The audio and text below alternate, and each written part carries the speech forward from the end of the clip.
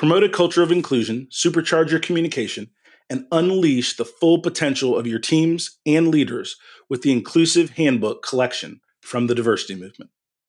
As part of the collection, I wrote the Inclusive Leadership Handbook with Kurt Merriweather to empower leaders with tools needed to cultivate a culture that fosters creativity, innovation, and employee engagement. Through strategies, exercises, and self-reflection, leaders at all levels can enhance their effectiveness. Learn more at thediversitymovement.com/store. Use code HOL at checkout for 25% of your first order. DEI budgets are under attack, but the goals haven't changed. Whether you're looking to increase your DEI knowledge, expand your market reach, or gain a competitive advantage in business, we have the solution. TDM Library is your single source for expert-curated DEI resources, strategies, and solutions, all designed to help you transform your workplace culture and be a more effective contributor. For $9.99 per month, you get access to our searchable subscription-based digital library. There, you'll find articles, practical how-to guidebooks, podcasts, award-winning microvideos, and more than 700 Q&As. Designed to help DEI practitioners, thought leaders, and executives create a more inclusive workplace. Whether you prefer to listen, watch, or read, we have the resources for you. TDM Library goes beyond the basics to dive deep into topics such as inclusive language, the business case for DEI, talent acquisition, and C-suite engagement. For less than the price of a sandwich, you get access to our library of more than 1,000 pieces of original, expert-curated DEI content. Join today and get your first 30 days free. Get your library card now at tdmlibrary.thediversitymovement.com.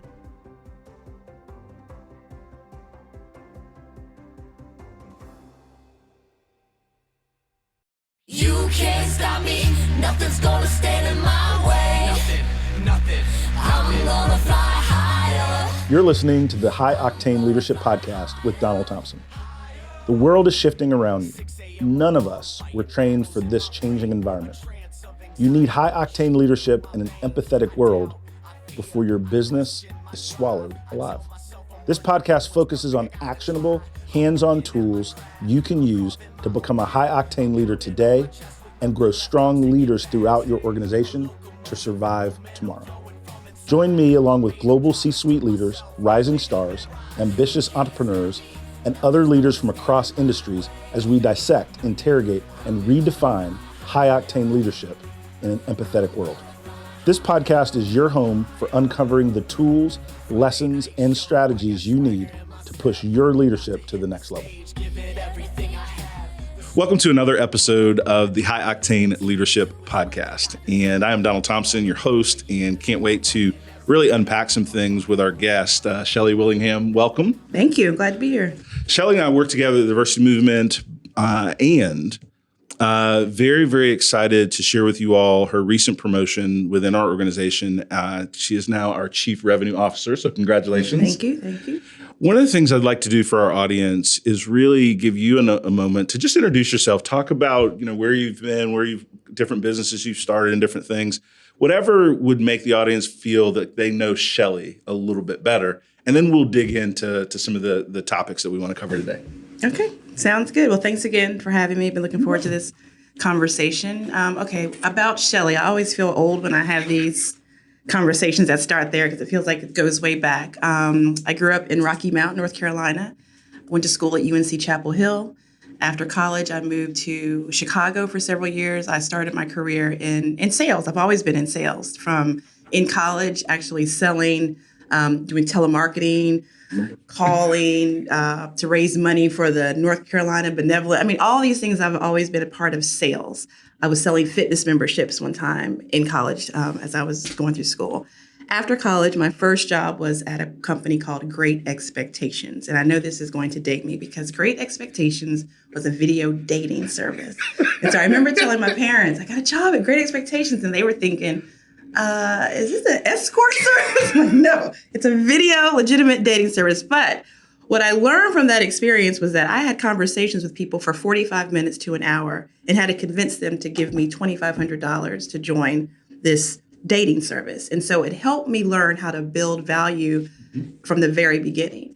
And so you won't ever see that on my resume. You'll see Pitney Bowes on my resume as my first corporate sales job. But really, and it's interesting because when Pitney Bowes was interviewing me, they loved the fact that I was able to do what I did at Great Expectations by having those conversations, building the value so much that when you give that price, they still are like, oh no, I've got to have this product or service. So it was a great experience working at Great Expectations. That is powerful. One of the things that's similar in my walk, not the same, but similar, is I was in the Amway business for a lot of years. And I probably had a couple of hundred people in my network and made a little money. And in fact, right, fun fact, I got like this prepaid debit card the other day for like a couple $1,000s for some residual dollars that were just sitting in the account. But I say all that to say that taught me sales. Yeah. Right? You're trying to get people to sell something that their friends don't think is cool, that is new to them. They're not sales professionals, and to convince them to do something after hours and talking to a wide variety of different folks. And that was a really confidence builder in really creating message, creating value, right? But also telling stories. Yeah.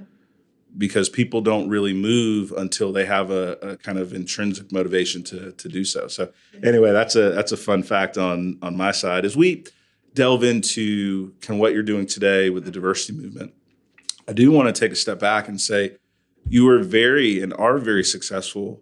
What about the diversity movement? What about its mission said Shelley should take a chance on what we're doing and go next level on your career with us? Yeah. So just to kind of backtrack just a little bit. So I mentioned that I had moved to Chicago working for Pitney Bowes. I was blowing out all of my sales numbers, went and sold software after that, and had the opportunity to move back to North Carolina in the early 2000s. And at that point, I was like, I'm making all this money for all these companies. I can make this money for myself. So I moved back to North Carolina and started a sales consulting company. That was the goal at first. That kind of morphed into marketing. You know, sometimes when you start a business, you got to go where the market is telling you to go. And so clients needed help with marketing. So I was working with a client at the time, John Deere, and they were really trying to figure out how do we capitalize on this increasing population of the Hispanic market coming into North Carolina. And so I was looking for resources and I couldn't find anything. And so because I couldn't find anything and I was doing all this research is when I started my first company around diversity that focused really on the sales and marketing aspects of it. It focused on how much money are you leaving on the table because you are not recognizing the increased purchasing power in diverse segments. And at that time, Don, if you remember in the early 2000s, it was more of the kumbaya diversity conversation. We are the world. It's the right thing to do, even sometimes down to compliance and affirmative action.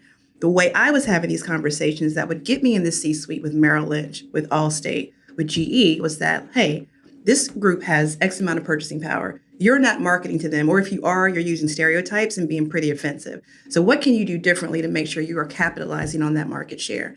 And so with that business, that's the one that really kind of exploded for me. That was really, I'd say, my first major success. Fortune magazine reached out, did a partnership with them, had 15 employees that depended on me to make this thing work, and life was good for a while until it wasn't. And so in 2007, Merrill Lynch at the time was my largest client. So definitely don't want to have 75% of your business made up by one particular client. Pro tip for entrepreneurs. Pro tip, yes. Keep that in mind. And they got bought out by Bank of America. And at the same time, the market was kind of tanking. And so people started to cut diversity budgets. And then they cut it even more when we got a Black president, Barack Obama, 2008, because if we have a Black president, we don't have diversity issues in the United States.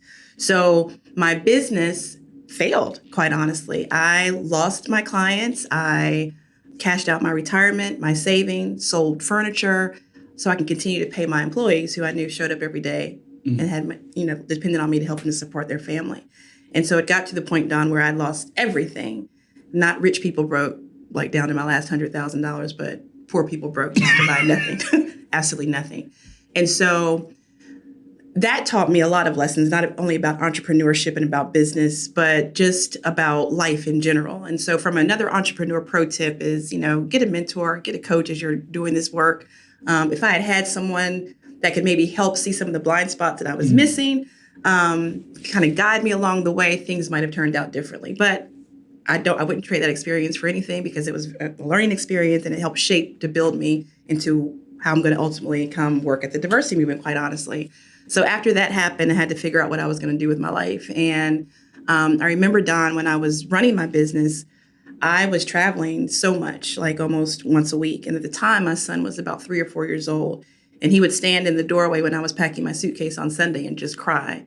And I remember thinking, it bothered me, but I'm like, I'm doing this for you. I'm doing this for you. And then when all of those things kind of came tumbling down, when you lose everything, you're really free to do anything. And, one of the things I decided was, whatever I do next, I've got to be around for my family, because that's something that's important to me, a value that I learned from that. And so I took on the role at the St. Augustine's University as their Vice President of Marketing, Chief Communications Officer. And the plan, Don, was to be there for 12 to 18 months, and I was going back on my own. I was there for 5 years. And it was a very humbling experience, but a very good experience. But I still couldn't figure out what it is that I wanted to do. And then when it did finally hit me, it really was helping entrepreneurs, small business owners do a couple of things. One, I can teach you how to grow a business. I can teach you how to get attention from Forbes, but I can also tell you all the mistakes I made that caused me to lose it. I can talk to you about marketing. I can talk to you about sales. And so that's what I was doing when we connected on LinkedIn, and you told me about the diversity movement, which I thought was amazing. And we talked about partnering on some things, which I thought was also amazing. And then, George Floyd happens. And I was watching it and thinking to myself, what is going to be my role in this movement? Am I going to, write a check? Am I going to march in a protest? Yeah, I can do all those things. But what can I really do to really have a significant impact in what's happening now? Because it felt different to me, Don. It felt like there were more eyes on it. There were more people engaged in the conversations. When I looked at the protests, there were people there that did not look like me. So I'm like, okay, this feels different, like a different type of momentum. And so when you talked to me about the opportunity here at the diversity movement, I made the decision to join in August of 2020. It was the best decision that I think I've ever made. Well, we are glad to have you, and thank you for that backstory, right? Because a lot of times when people are successful, people only see the end result part, and they don't really understand the backstory to appreciate everyone's journey.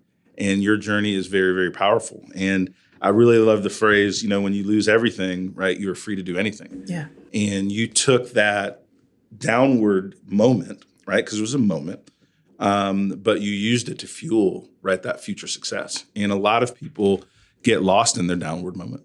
Yeah. And they really never recover, not even just the financial part, but the emotive part. I had some family over for Father's Day. And my oldest daughter, Mariah, who is a writer and just super thoughtful, she said to me and my dad, do you all have any Father's Day wisdom? And I thought about the question, but my answer was very simple, right? Learn from your mistakes. Yeah. And if you do that on a daily basis, on a weekly basis, and you really learn from your mistakes, your missteps, right, you're going to create wisdom and be able to push forward faster. So thanks for that backstory.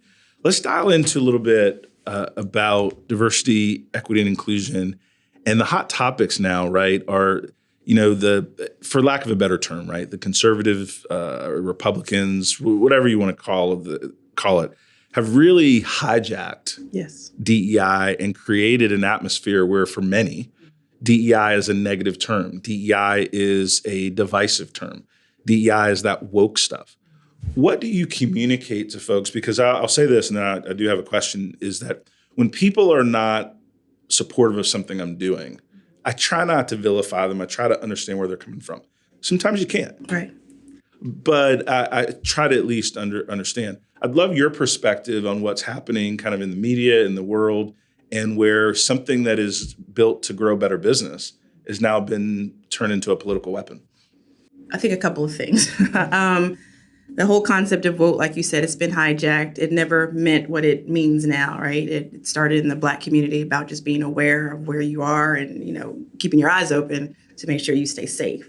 Now it feels like it's a term that's used to say anything we don't like. So down to, you're going to provide tampons in the girls' bathroom? That's woke. I mean, so it's getting to the place where it's really even hard for them to define, right, what it is. But what I'll say is that when we think about business and think about marketers and salespeople or whatever that may be, stick to the basics. Stick to the basics. What are the demographics telling you? What are the numbers telling you? I mean, look at what is happening with your target audience. Look at who you may not be attracting because of certain messaging you may or may not have, and just stick to the focus. So take the noise away. It's a distraction. It's a huge distraction.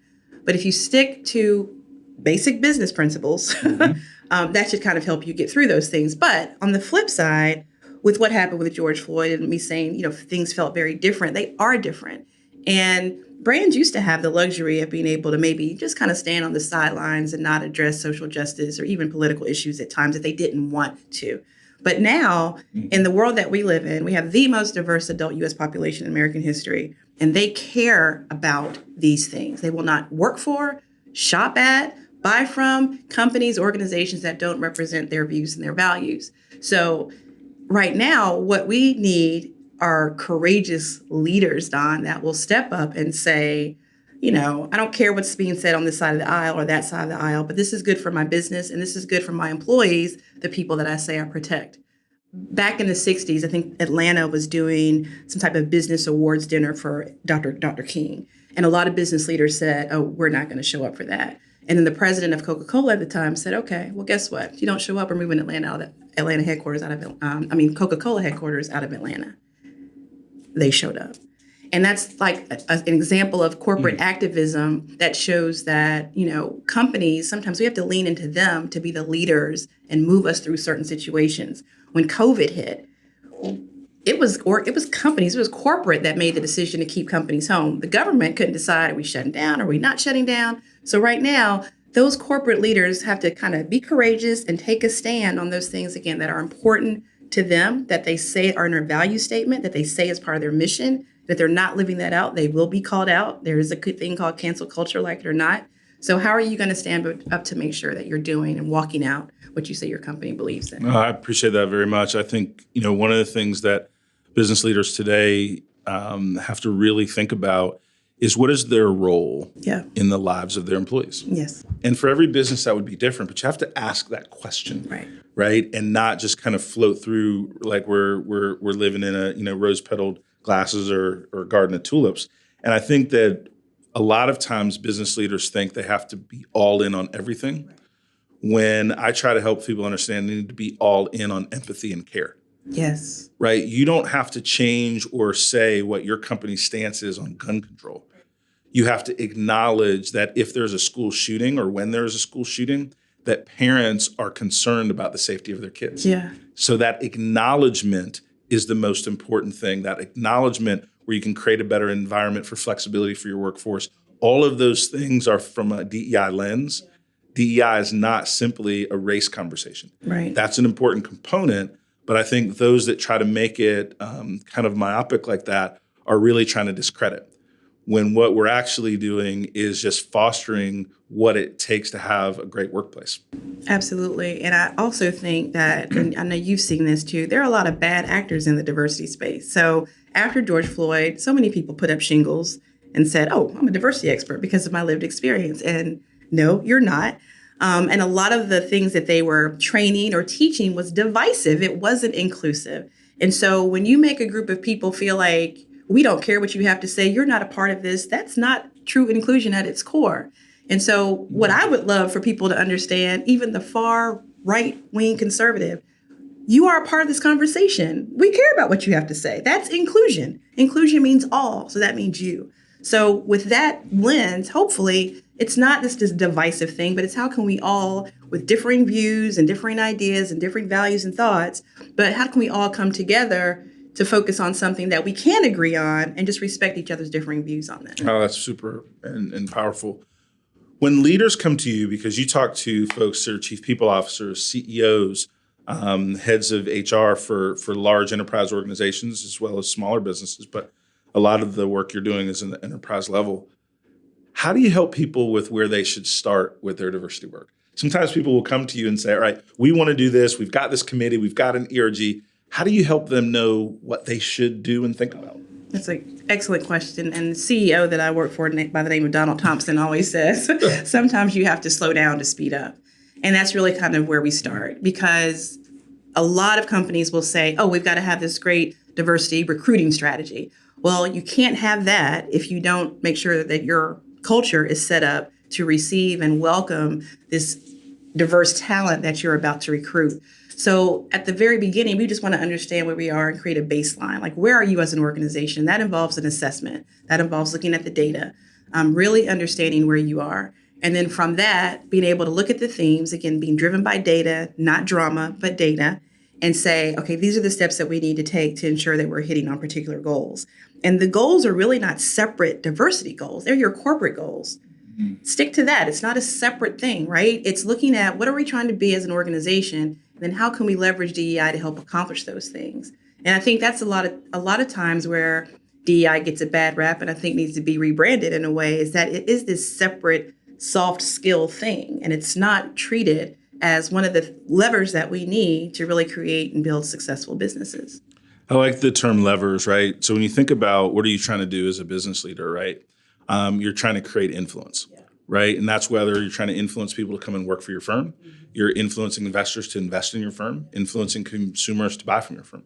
And so DEI as a lever of influence, I think, is really important. And the way you do that is that you create the language that aligns with how people work. So I'd like to hear you talk about, like, how do you take DEI from a marketer's view? How do you talk to a sales professional or CFO about DEI so that they feel it in the way they do their job? So I would say one of the things that I learned early in my sales career is always to think about what's in it for them. And so that's how I approach everything that I do when I'm talking to a leader. What's in it for them? So if I'm talking to a marketing leader, how do we talk about your target audience may be shifting very dramatically in the next few years? If you're not positioned to talk to this audience, you're putting yourself at a competitive disadvantage. That's the conversation they want to have with me, not talking about unconscious bias. Now, unconscious bias will be a part of that conversation, but at first I have to talk about what's in it for them. For a salesperson, salespeople just want to know, how am I going to get paid? How am I going to make money? So if I have a conversation and explain, okay, here is the purchasing power in this particular segment, or this is what you're leaving on the table because you're not having an inclusive approach to your selling strategy. So you're not even reaching out to particular audiences or groups because you're not comfortable. That's the conversation. It's not, oh, you're forced to go to this inclusive language training course, which they're going to tune out and not participate in. So really boiling it down to what's in it for them, talking about how that's going to affect them and their everyday job and their everyday flow of work, and getting buy-in up front, and then using all the other tools that we know that are needed, unconscious bias training, inclusive language, whatever that looks like, and embedding that into what a personal action plan for growth looks like for them. When you think about, the folks you talk to, I mentioned chief people officers, I mentioned CEOs, but you also spend a lot of time with chief marketing officers. And you've been a speaker at several different conferences and have a lot of lessons learned. What would you say to the person that owns the brand, right, for an organization, and how they need to think about diversity, equity, inclusion as a part of that brand promise? So it boils back down to kind of walking out those values in this kind of world that we're living in right now. And, being able to Google and look around and see the cancel culture, or looking at people blowing brands up because they're not doing something that they said they were going to do. So helping that marketing and branding leader understand how embedding DEI into what you're doing every day is, number one, going to make your job easier. Number two, strengthen your brand. Number three, again, open you up to different segments and markets that you may not even have thought about as an opportunity. And recognizing the importance of, as marketers, we know about the consistency of brand and brand promise, all those things. If you have a DEI strategy at your company, but you're not aligned with the person that's running that strategy, that's a huge disconnect and can blow up in your face. So again, what's in it for them? How does this impact their job and what they're trying to accomplish as the leader? And how to embed those two together so that it's a strength and not a weakness. Yep. An example that comes to mind is a lot of times, people react negatively to things they don't understand and understand how they apply. And I was talking with a business leader, and they were talking about pronouns, right? And they were like, why do I have to learn all this? Why does it matter? Right? And all those things. I was like, well, first, and they were very clear, and I don't want to use them. And I was like, okay, right? I said, do you want to sell more products in your business? Yeah. Do you want to have more mortgages in your financial firm? Yeah. So wouldn't it make sense for your frontline professionals to understand pronouns? So if somebody uses the they, them pronouns, they can feel comfortable in doing a transaction in your business with your team, with your people. Well, that makes sense. It's like, so it's not a function of what you want to or don't want to do, but it is really just a function of how do you serve your consumer. If an automobile manufacturer changes the inside of a car because women are the primary purchasers of minivans per se, right? This was one decision that was made by car companies. Well, that is diversity, equity, inclusion in how to sell more vehicles, is designing the interior of the vehicle, right, for a woman's perspective. Because through research, not through gender bias, through research, men don't care about that. They want to know how fast from 0 to 60. They want to have RPMs. They want to hear there's different buy signals, right, based on gender. And so as I explained that, the leader got a little bit more understanding, because I think one of the things that we're facing is people are afraid of being forced to change. Yeah. And that's not really the ask. Right. The ask is understanding and appreciation of others. But anyway, I will take a gentle step off my soapbox and ask you this question. When you think about leadership characteristics, inclusive leadership, what are some of the things that leaders need to do and become to really be ready and equipped to lead in the new economy? Definitely courage. You have to be courageous because these are scary times that we're living in. And you've got to dig deep on the courage. You've got to be curious. You've got to examine how you're doing things, why you're doing those things, and is there a different way to maybe do those things? You've got to have compassion. Mm-hmm. You mentioned that earlier about empathy. I mean, that's so important right now to really understand how to be a compassionate leader. And you've really got to, I don't know how to describe this, but really you're blocking out all of the noise, kind of what we talked about earlier, and being laser focused on what the mission and vision of your organization is. And more than anything at this point, taking the steps to walk that out and understanding that, by just putting up a pride flag on a particular month to say that you support the LGBTQ plus community, but you don't have any type of protections in place for your employees, you're creating the illusion of progress, which is actually detrimental to the community you say you want to protect or that you support. And so it really is taking a personal step back, because a lot of leaders, and I know, Don, you talk to leaders, that it's not that they don't want to do something. They're afraid of saying the wrong thing. That's right. They're afraid of making a mistake. They're like, well, maybe I'm not the best person to do this. So there's a lot of questioning that they're having. So it's really, you take a CEO, a leader of an organization who has a pretty big, not talking about you, ego, right? And they're like, wait a minute, I know a lot of stuff. But this is something you got to kind of take a step back and humble yourself to understand, I don't know everything. That's right. And be okay learning and understanding, again, how is this going to impact me personally, but also if I'm leading an organization of people, how do I leverage that to make sure that I'm being a positive and inclusive leader every day? Oh, that is great. I appreciate it. A couple rapid fire questions. Your experience as an entrepreneur, marketing executive, what are some of the key lessons in driving revenue and profit growth with DEI strategy, right? Take it to the bottom line in a few examples if you can. I wish that we could just get rid of the words DEI, quite honestly, right now, because when you do that, it makes people think, okay, this is this separate thing. It's just basic business principles. There's an audience you're not reaching. They have money. You want to reach them. How are you going to reach them best? Yeah, you're going to employ some DEI training, but it's not a DEI business strategy. It's just business. And so kind of taking off this whole DEI, layer to everything and just peeling it back and getting back to the basics. And again, that baseline. How do I build business? How do I grow business? And what makes the most sense?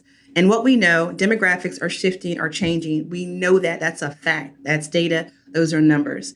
If you are not prepared to reach these particular audiences, if you're not prepared to hire from these audiences, and you don't have an environment where these audiences and these people will feel comfortable, then you're just putting yourself at a competitive disadvantage. That's bad business.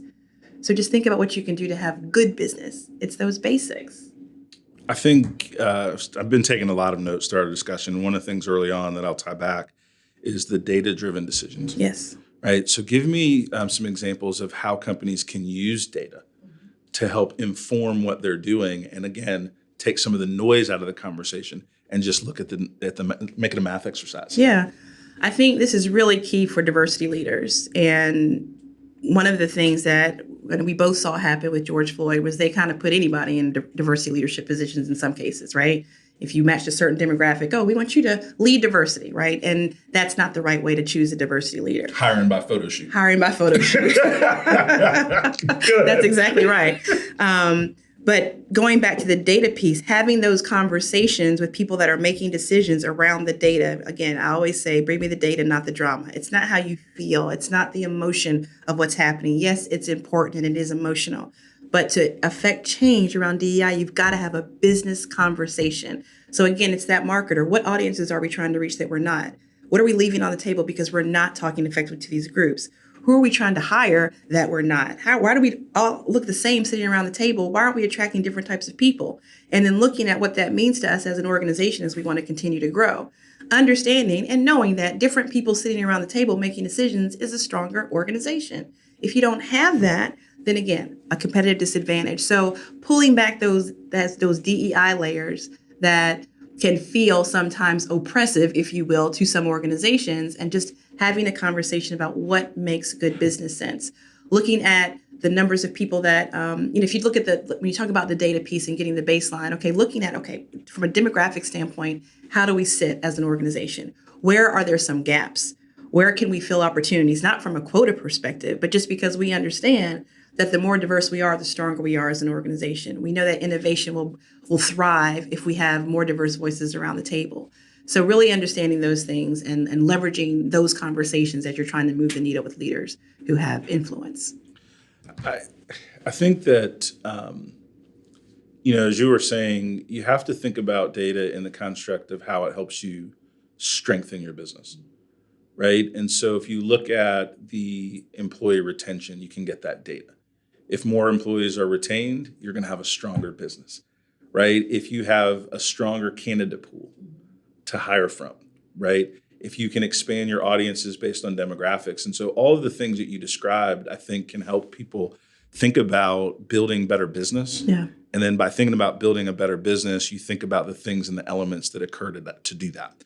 And I like to try to keep it simple, because the thing I found is people that are naysayers, for example, number one, usually they're not super educated. They're repeating something they've heard. So just ask them what they mean and what they're upset about. And usually it's tough for them to articulate. Right. And one of the funny things, and I'll take some host liberty on this, but this just makes me laugh every time I think about it. I saw this clip, and they were talking about Obamacare versus the Affordable Care Act. And the guy was like, man, that Obamacare, that's communism. I don't want any part of it. There's no way you'll get me on that Obamacare. What do you think about the Affordable Care Act? I love it. It's great. It's one of the few times government has looked out for me and my family.